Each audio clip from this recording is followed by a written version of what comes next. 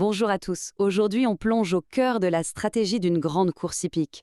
On va prendre une fiche de pronostic, celle du prix du palio, et on va décortiquer ensemble les données, l'analyse des experts et même comment on se prépare à l'imprévu. C'est parti.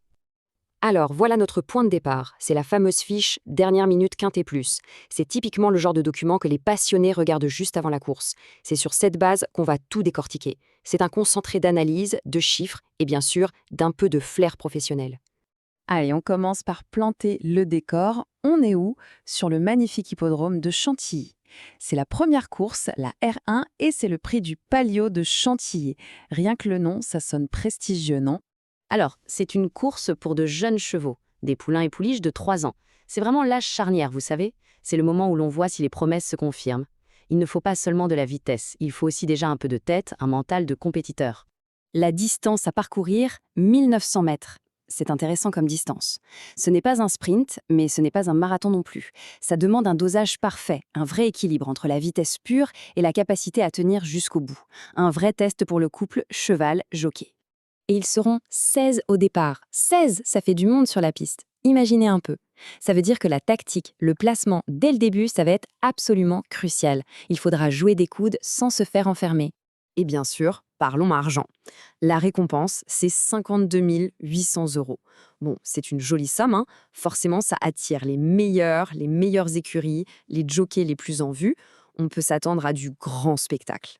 Bon, maintenant qu'on a le contexte, on passe aux choses sérieuses, les chiffres. Parce qu'un bon prono, ce n'est pas de la magie, c'est de l'analyse. On va regarder ensemble les quelques notions clés pour tout comprendre. Premier point technique, le sable fibré. C'est quoi ce truc?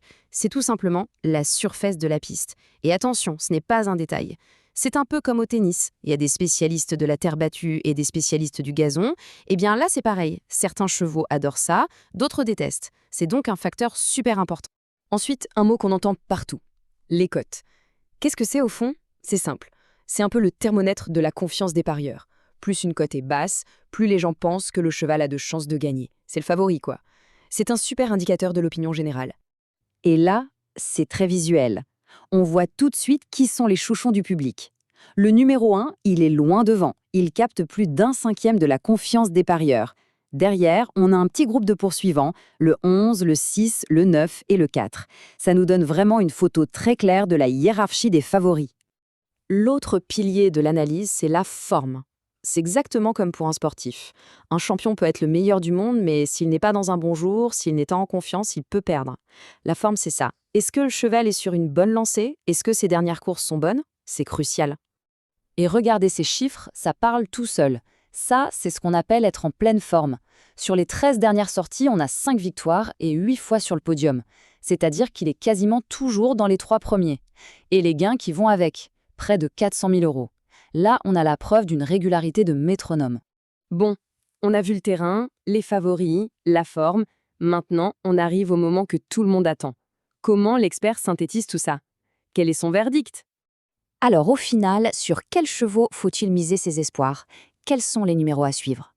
Et la voilà, la sélection dernière minute. Notez bien, le 1, le 11, le 6, le 9, le 4, le 10, le 8 et enfin le 14. Et attention, ce n'est pas juste une liste de numéros au hasard. L'ordre est super important. C'est un classement, du plus probable au moins probable. C'est vraiment le cœur du pronostic.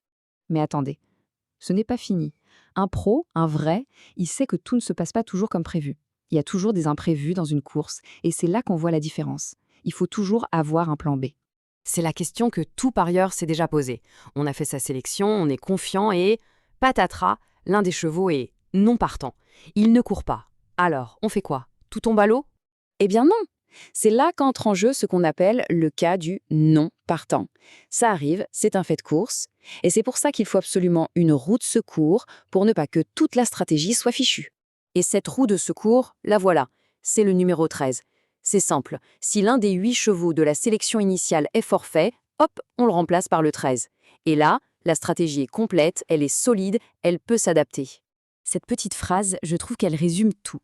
Dans les courses, les données donnent une carte, mais le hasard trace le parcours. C'est exactement ça.